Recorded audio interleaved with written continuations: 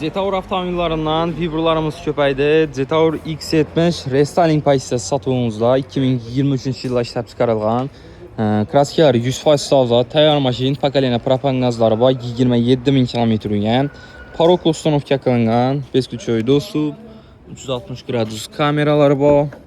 Evogor polikləri döşəlgən işlərinə, korja salon, panorama lük. Ben de üzerine udobli monitorları, xülas həmin funksiyaları bu maşinimiz dostlar. Salon varam, taza durdu. Akkuratni karabının yan maşin. 2023-cü il. 7 mest avtomobilimiz. Həmin məsəl üçün can durdu. Ben de zapas kabımı var. Çıraylı svet.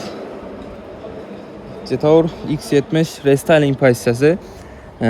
220 milyon son maşinimizi baxası. Nağd pul, barter avto kredit əsasında xarid qıt keçidə boladı maşinimizi. Savdalarımızdan bol tutdu. Gəl arasında dostlar.